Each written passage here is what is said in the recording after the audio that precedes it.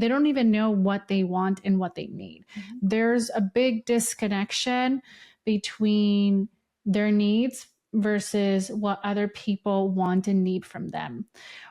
Can you explain a little bit about that dynamic, and those dynamics, and then how can people start becoming more aware of their needs, of their boundaries, of communicating these in a way that honors them as well and the relationship? So I have an exercise that I posted a while ago, and I just did a workshop recently where I walked people through it.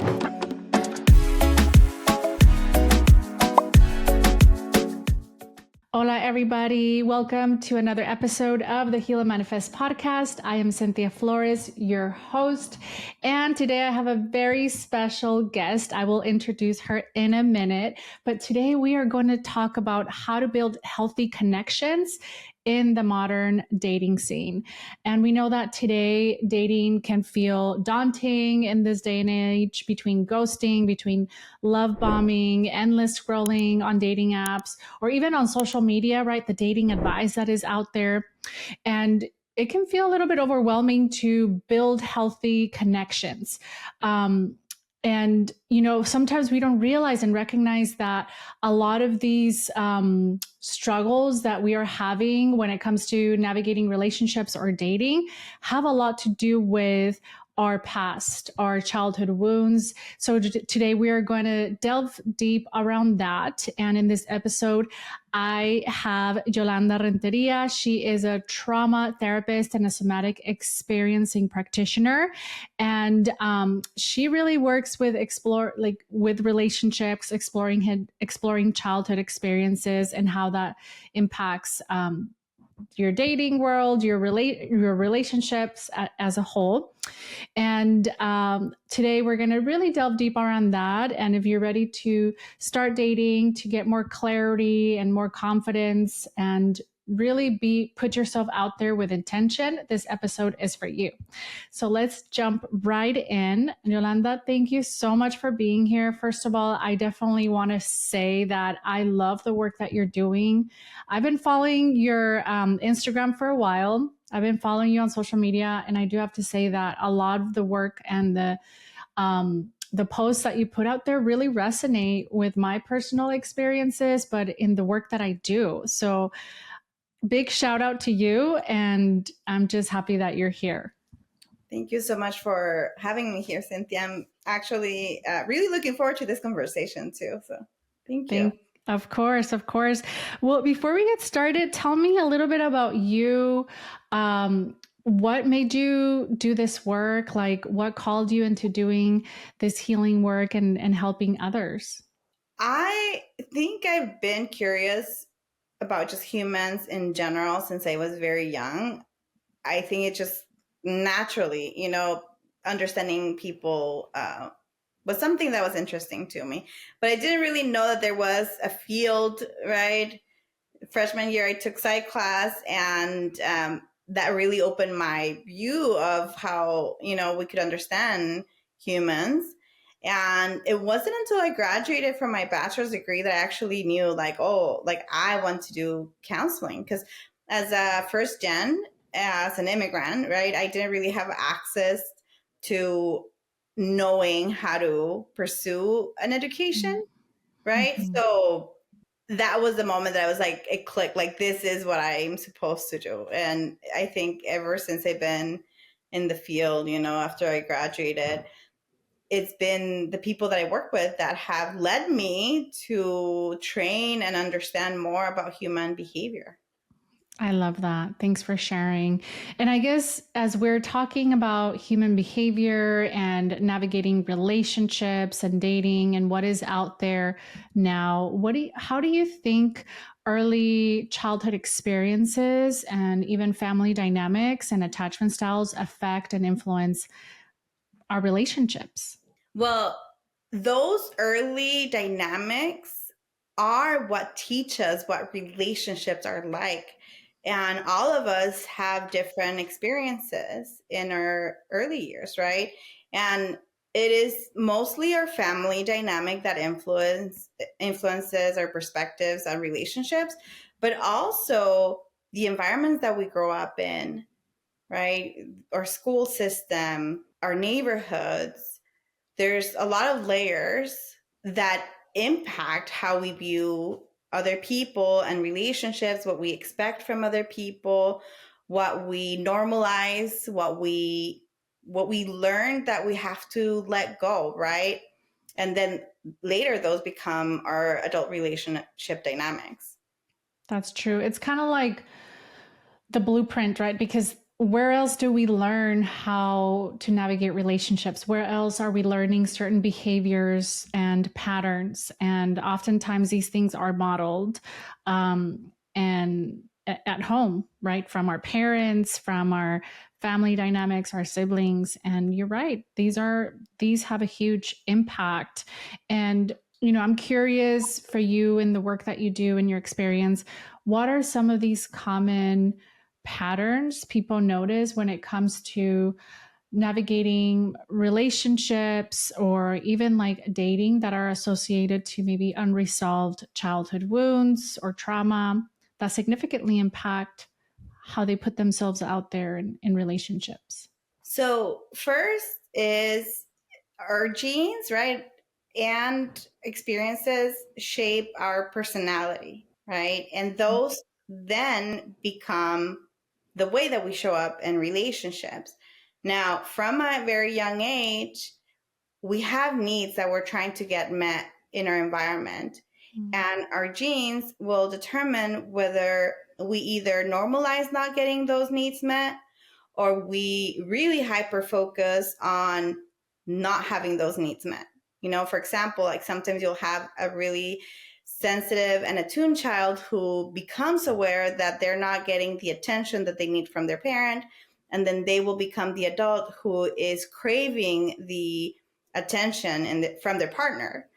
But then you might have another child who normalizes not getting the attention that they're craving or that they need. And then when they become adults, they become the adult who pushes away from attention because they didn't receive it and they normalize not receiving it, right? So then in adulthood, even though it's an unmet need, they might not know how to connect when people are available. And so we might seek partners who are emotionally unavailable. And all human beings have this desire to have these needs met. Like we don't just outgrow them, but for some people it is very obvious and for some people it's not. Mm-hmm. But they're still needed in relationships in order for us to have healthy relationships.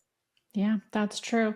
And I guess I'm wondering, when it comes to navigating needs, right? I do have a lot of clients that sometimes they're in relationships and they don't even know what they want and what they need. Mm-hmm. There's a big disconnection between their needs versus what other people want and need from them.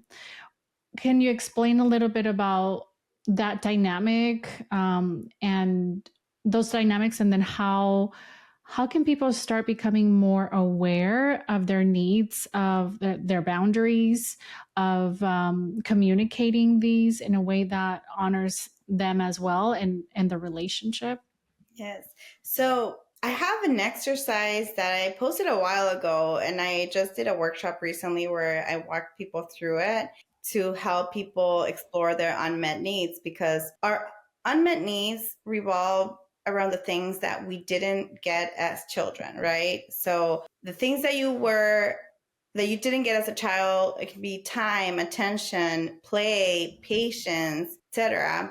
A lot of people are not connected to needing those things, but they become conflicts in their relationships, right? So the things that you feel, you might not be able to name it, but you might not feel like you need time, but then in your relationship, whenever your partner doesn't give you time, it's a huge thing for you.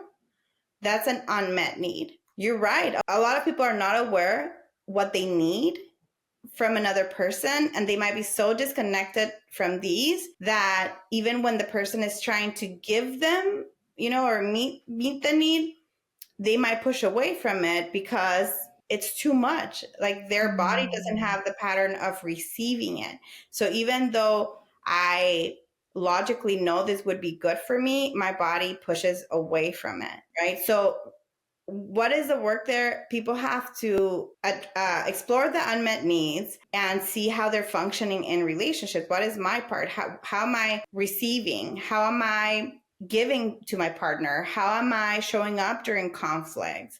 And we have to be able to be very honest with ourselves when it comes to those things, and then start doing the repair work, right? Which honestly, I could take probably the next 5 episodes to explain the work around that, right? Because it's a lot of work. It's a lot around doing the things that we didn't do when we were children, the things that we didn't get from the people who should have given those things to us, who also didn't get them themselves. You bring a great point. And, I often bring up that generational pattern, right? Because it didn't start with us.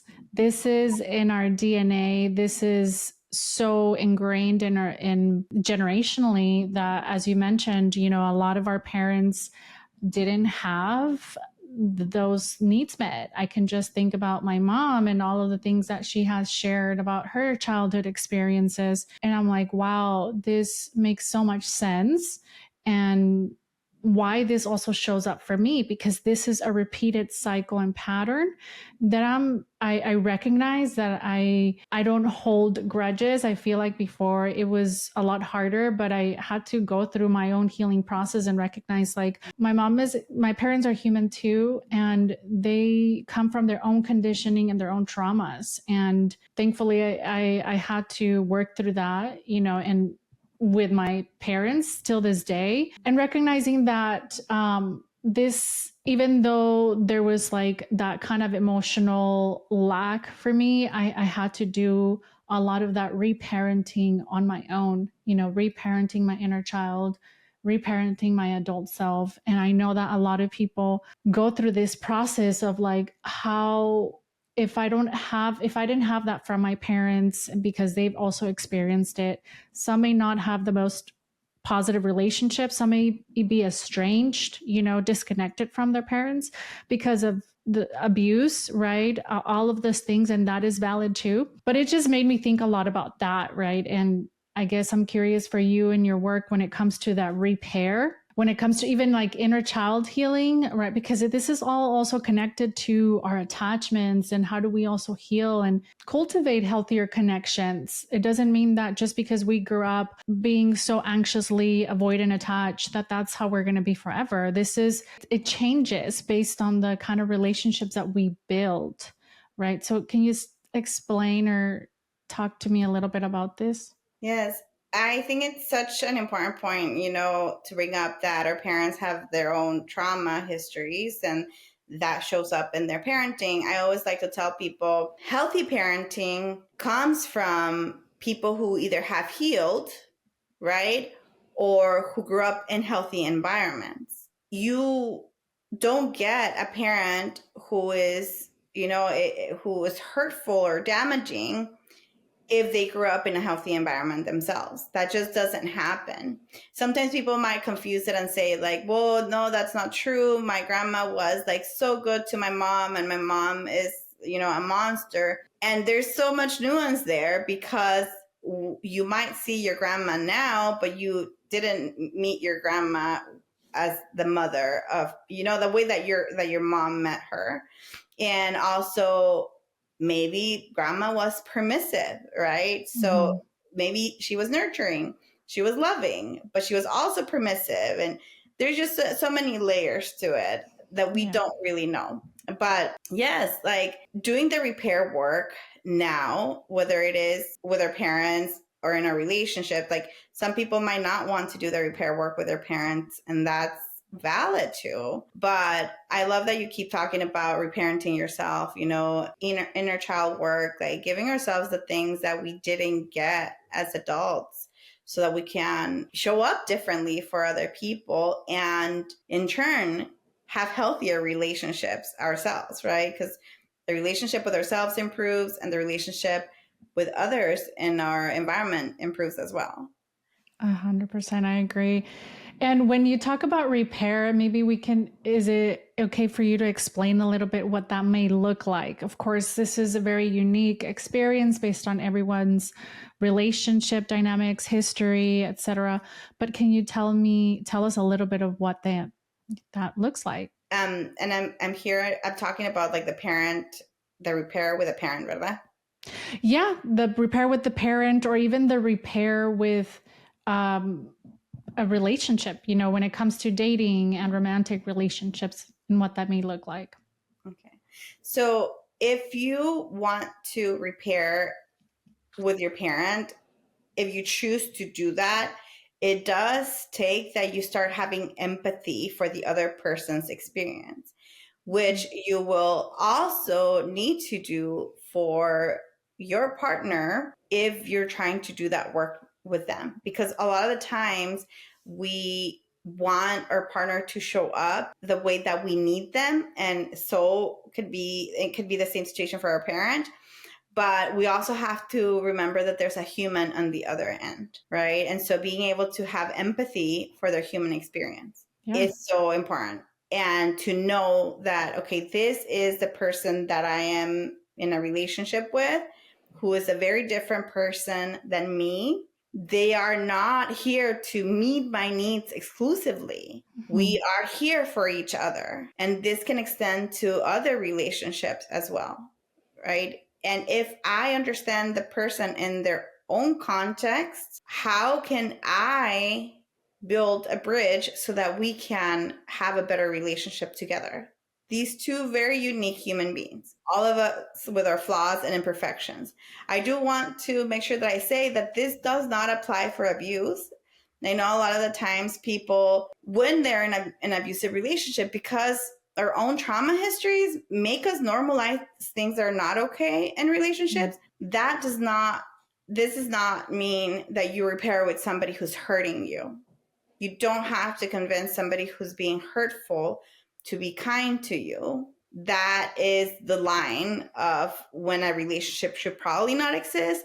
And that includes with your parents, right? If they're being hurtful to you, and if they continue to be hurtful even when you have let them know that that's not okay, then that's a different conversation. This is for two people who have their own histories, and those histories keep showing up because what do humans need the most? They want to be heard, understood, and validated. And often we can get stuck on wanting to be heard, understood, and validated without doing that for other people. In order for us to be able to receive that, we have to also be able to give it to other people, which I feel like can be really, really hard for a lot of us, because a lot of us don't come from experiences where this happened.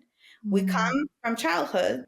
We come from childhoods where we recreated these dynamics of just wanted to make sure that the parent understood us, right? And so when conflict happened, like our parent wanted to be understood, our siblings wanted to be understood, and we wanted the same things. And so each of us were giving our point of view, right? Which is a lot like what happens in adult relationships. And no one is getting validated, or no one is getting heard or being understood, right? You bring such great points. One, the abuse aspect, the power and control dynamics and violence. You're right. When a lot of the times generationally, this has been so normalized of like, it's okay, esta persona te quiere porque te cela, porque they do these things. And the reality is like, that's not okay, right? There's a fine line. This is where we're going to come into the next questions around love and relationships and expectations. But abuse is just, it's not okay, and it's never going to be okay.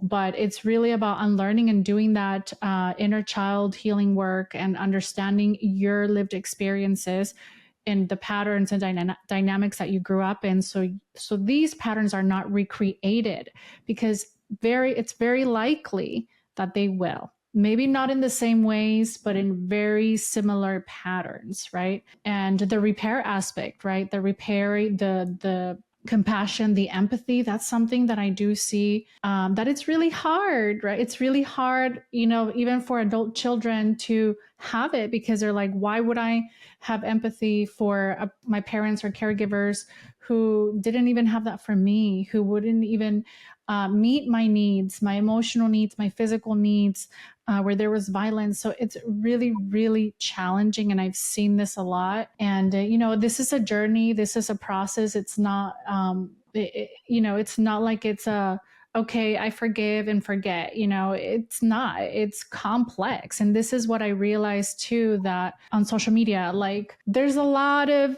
pop psychology, there's a lot of misinformation.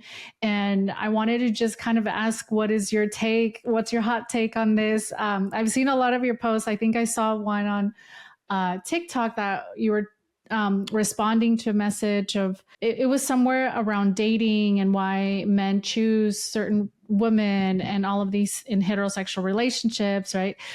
But what do you think are some of the unrealistic things that are being put out there when it comes to dating advice, when it comes to healing, when it comes to relationships? We are in a very unique situation that we haven't been before, right? Where we're in algorithms that are feeding us what feels aligned to us. So if you're a feminist, you're more likely to come across content that says maybe that being alone is better, or looking for a partner who is going to meet all of your needs, right? Is that's the goal. And a lot of, now the podcast bros or whatever they're called, right? Like where it's really a lot of misogynistic men who have microphones who are telling men that, they should look for women who are caregivers. And, so all of us are getting different messages, about how to be in relationships and our expectations of relationships. So that is like a very, very unique thing that's happening. And human beings, we tend to be blank slates when it comes to certain opinions until we've heard ideas that let me see how I can explain this. Like, human beings tend to not have a notion or of a concept until the concept is presented. And when a concept is presented, we will be more inclined to believe that whatever we are being told is true. For example, if no one has ever talked to me about relationships, which if we go to a lot of our Hispanic roots, a lot of us didn't really get the talk about what it means to be in a healthy relationship, right? So if we have no concept of being in a healthy relationship, and then someone comes and says, this is what a healthy relationship looks like, we are more likely to believe that because we don't have any other notion of what that would look like, right? So a lot of the conversations that we're seeing, it's missing nuance. Yes, of course, look for somebody who treats you like you're a queen. And also, what are you doing, right, to be able to reciprocate in the relationship so that you have a healthy relationship? So if somebody's treating you like a queen, what does that mean, right? Like they're opening the door, right? Right. All of that, if that is something that nurtures you in a relationship, that's amazing. But it cannot be one-sided, because if it's only one-sided, then you're not going to have a healthy relationship. Right. Yes, and I do see a lot of that one-sided kind of conversation out there. Of course, the podcast bros, the red pill bros content, that says you need to get a high value woman that is, zero body count, no children, XYZ, has to have all of these unrealistic expectations. And also women too. It's like they need to have all of this like long list of things that they need to have in order for them to be worthy or valuable of your time and all of these things, right? And the reality is like that brings up a lot of expectations and pressure, right? That we're seeing a lot for women and men, right? I think that right now I definitely see kind of like this war against the sexes. Like it's almost like putting each other down. So there's a lot of divide, there's a lot of hatred, there's a lot of misogyny, there's a lot of negative talk also about men. And it's like, okay, so if you're right, the algorithm feeds you whatever you're clicking, whatever you're liking, and that's exactly what you're going to get. And I just think that there's so much misinformation, and I think that we do have to come back to who am I, and what are my own personal values. What is it that I do want that aligns with who I am, with what I want, with my goals, with my future, and like really reducing a lot of that noise that is out there. Because I don't know if you do see that, like there's like this hatred, this like disconnection. And the reality is, like, both men and women, we've all gone through our own things, our own traumas, our own generational stuff, like we all have our own struggles, right? But it shouldn't be like a war. It should be like, how do we come together to heal collectively, to be better human beings, right? And that's the thing that I see out there. For sure. And I think we have to recognize that we live in a patriarchal system for centuries, right? So what we're seeing also out there is the outcome of the rise of feminism and how that has impacted the patriarchal society that we've lived in, and how now you're seeing this split of like, what is the right thing? Have people gone too far into feminist ideas, which we have not? It's just feminism is about equality, right? But it is the loss of the benefits in a patriarchal society cis men have had that we are seeing that conflict, is happening. Now, I believe that ultimately, if we want healthy relationships, we have to lean into the side of equity or equality, right? Because we're not going to have a healthy relationship when one person wants to be treated better than the other. And I think that's where we are missing each other. Yes, we want to have our needs met in relationships, but whenever we are in a dynamic, there's two people involved in that dynamic that have to be considered. And if one partner is not considering the other, which in a patriarchal society, that was exactly what happened. One person was not considered, and the needs of the other were the only ones that were considered, right? So in order to have a healthy relationship, you do need more of the empathy towards each other's experience. And that's what we're not seeing, or like there's this big disconnect from that right now. Huge disconnect. And what I'm seeing is, one, the kind of like the podcast bros, or like the red pill movement that is focusing more on like coming back to that traditional, those patriarchal values, very conservative. And it's like, this is what we want, this is what we're asking. When we're realizing like los tiempos están cambiando, and it's not because, like you're saying, we want to be more than men. Like, this is something that I do see a lot, that it almost feels like it's a competition between men and women, and the reality is, like, women don't want to be men. I personally don't want to be a man. Like, I don't. I appreciate men, I admire them, but it's, I love being a woman, and everything that we have, and all the positive things and strengths that we hold.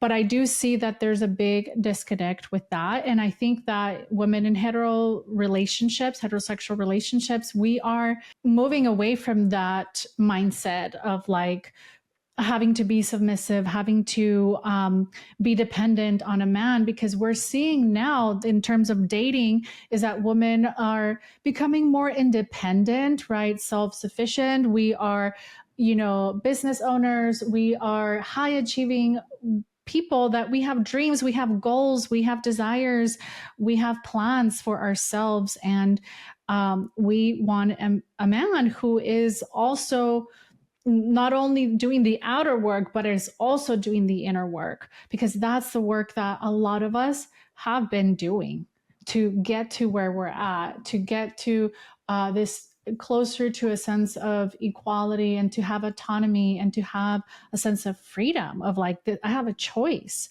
you know. And I think we're also seeing that it's not just about financially providing, and it's like, here's a check, aquí está el dinero, and let me just go to work and provide for you. It's like, women also want men to be emotionally connected, to be emotionally intelligent, to be able to self-regulate their emotions, you know, and who are present husbands, partners, fathers, right? We need all of that right now.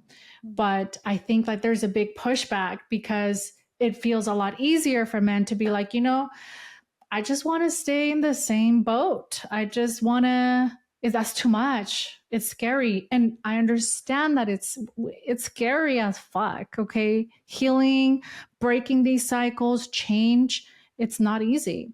But staying stuck it's even worse, Yeah. right? Yeah. And here's the thing, what you're describing, everything women want to do is be able to exist, right? Freedom. We are describing breaking out of oppressive systems. Mm-hmm. We are talking about feminism is really about taking women out of oppression from the patriarchy. And of course, for some men, I would say that men actually benefit more from feminism, because when you have men who are feminists, they enjoy the relationships much more. So there is a huge benefit to them aligning with feminism, because I think it intimidates men to align with feminism, because they perceive it as like as being weak or effeminate, right? Like that there's something about them. So I'm not even sure if I understand the effeminate context, other than that what I've been taught growing up, but como afeminados, right? Like they're more like, I'm more of a woman because I am a feminist. But feminism is about equity. It's about equality. It's about exactly what you described, women feeling free to make their own choices, being able to enter the workforce, being able to pursue things that they want to pursue in life, not just because they have children, right? They have to be taking care of everything at home and with the kids, plus working, etc. Men have been taught that this has been a role in a patriarchal society. So, of course, it's hard for them to break out of that, because the rest of men has been valued a lot in a patriarchal society. So, if you go to work, you're 8 to 5, right? Or 10-hour day, whatever it is.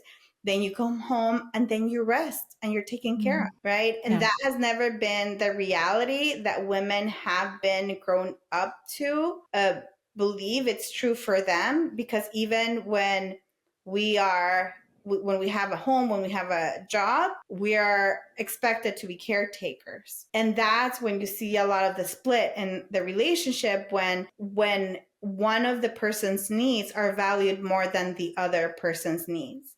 One person's rest is valued more than another person's rest. One person's work is seen as minimal, while the other person doing the same work is seen as a great effort, right? So, for example, like women, you're expected to take care of kids. It's not supposed to be work, but if a man takes care of his children, then that is great effort, right?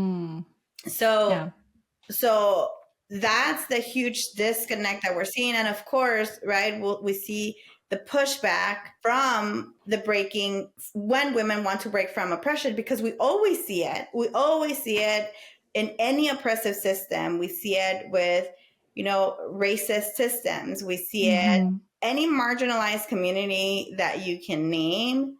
will have experienced pushback when they are trying to break away from oppression, and they will be made to believe that they're wrong for wanting it. And Yeah. that's what we're experiencing.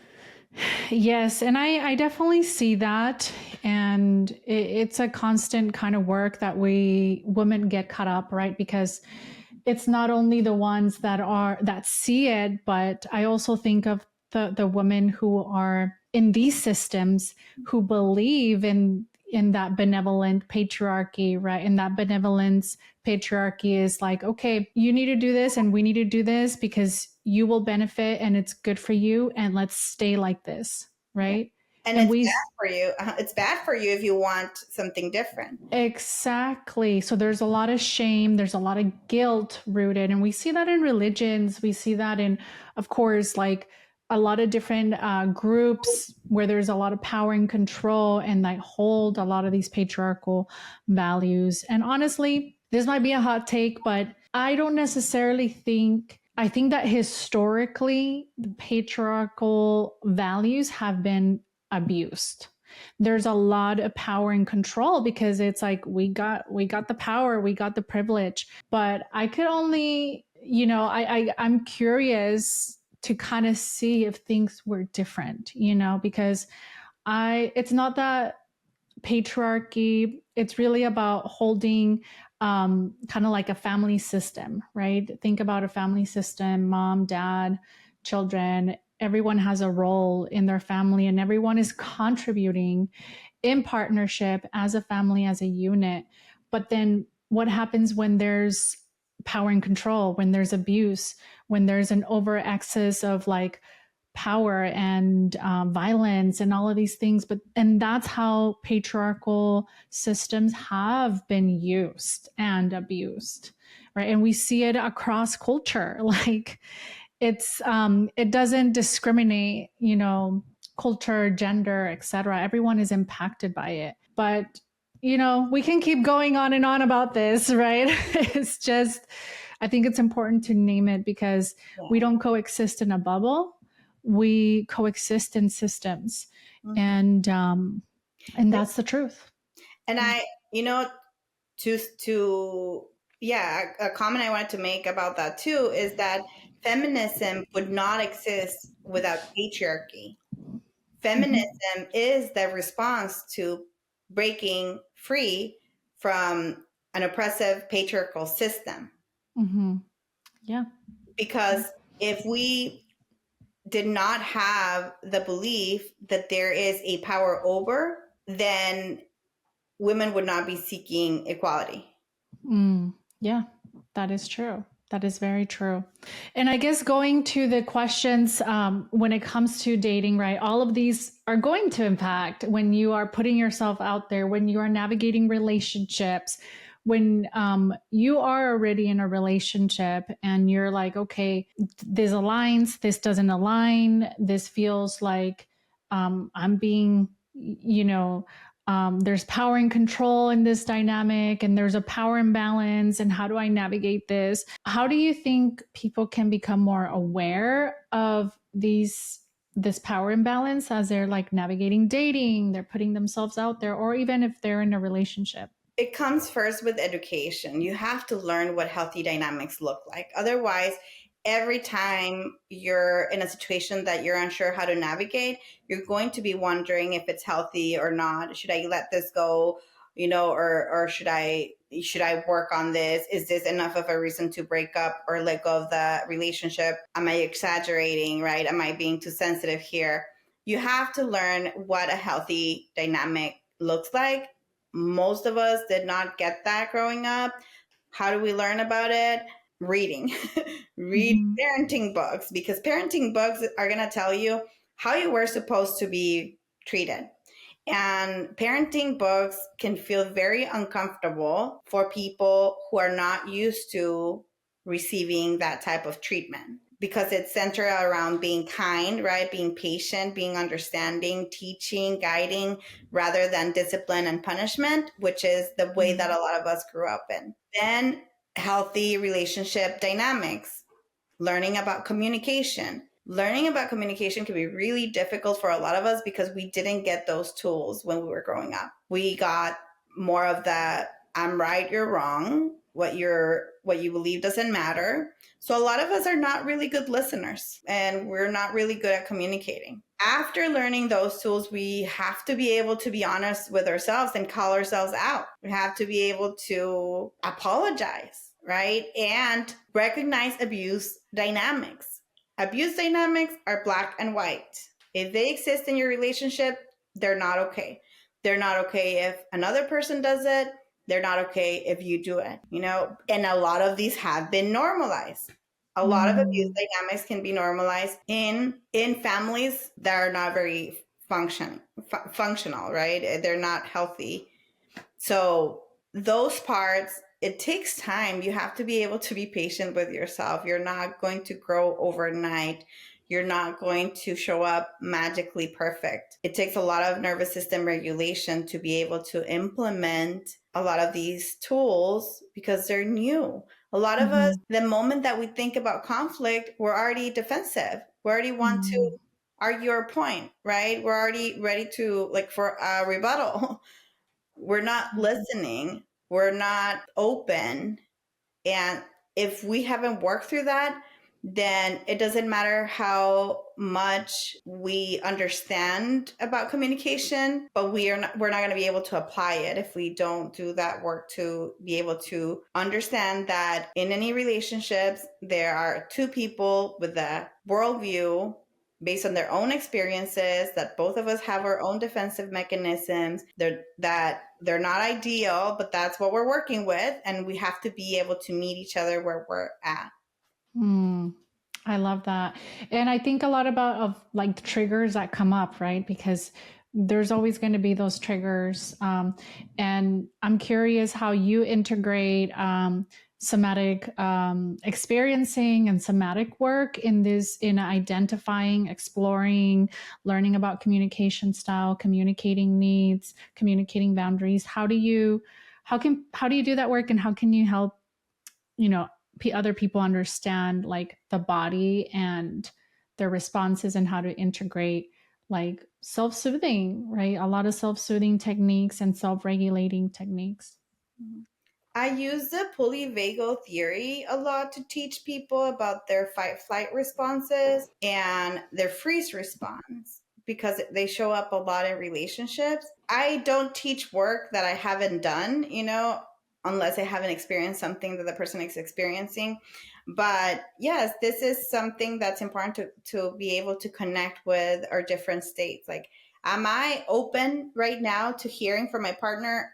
No? Okay, then I need to be able to communicate that. Not the time. I'm very close off to anything that you're telling me right now. Am I in my thoughts? Am I more anxious about what can happen? Okay, if you're able to recognize that that's what's happening, then you need to be able to communicate that in relationships and be able to take yourself out of those states at the beginning. It might just the awareness that you're in those states, and then also learning to read your partner's response.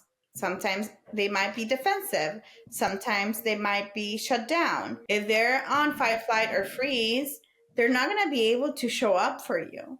And a lot of times that's Mm, what we want desperately, for people to show up. yeah. Nervous system regulation is not something that you do once, it's ongoing. So being able to bring yourself back to the present, being able to call yourself out and say, okay, I'm not in the best state of mind, I'm going to go out for a walk, we need to have this conversation another time, today is not the day that we can approach this, and working on bringing ourselves into a more open space where we are more able to have difficult conversations and know that when those happen, we will be triggered. It's not about not being triggered, it's not about not feeling defensive or impatient. It is about being able to bring ourselves back down from it and know that the only goal is to connect with the other human across from us. I love that. Thank you so much for sharing. I think these are great kind of steps to help people who, who are listening to kind of explore this for themselves and also apply that for themselves. I do think that having someone who can guide and support and hold space, like therapy, like you and me, anyone out there who is experienced in doing this work, relational work, but also like that self-regulation and integrating that somatic work could be very, very beneficial for people. So thank you, Yolanda. This has been really great. I love the conversation that we've been having, and thank you so much for sharing everything, all the wisdom and the knowledge that you integrate in your work. What are one last question? So, what is a piece of advice that you would like, to leave to our listeners who are navigating dating or just trying to build meaningful, healthy relationships? Focus on yourself. I think a lot of the times we focus too much on what we want from the other person. But if you're aligned with what feels right for you, like showing up authentically the way that feels right to you, then it'll be easier to set boundaries or recognize when other people are not showing up in the best way for you. I love that. Thank you so much. And Yolanda, where can we find you? Where can people work with you? I know you're in Arizona, right? Yes, yes. Okay. Where can people find your work and how can they work with you? I am in private practice with Latibule Counseling. So here in Yuma, if they want in-person or online sessions, I offer those. So they can send me an email. I'll give you my information. Yes. Or they can also look me up on Instagram and send me a message through there. Okay. Well, muchas gracias, Yolanda. Thank you, everyone who tuned in. If this resonates, I would encourage you to like, share it with anyone, comment, and share this work because I do, like Yolanda, have incredible speakers and trauma practitioners doing this incredible work and supporting our communities. And I feel like we need more of this. So, Yolanda, thank you so much. And thank you, everyone who tuned in. And we will see you on the next episode. Bye.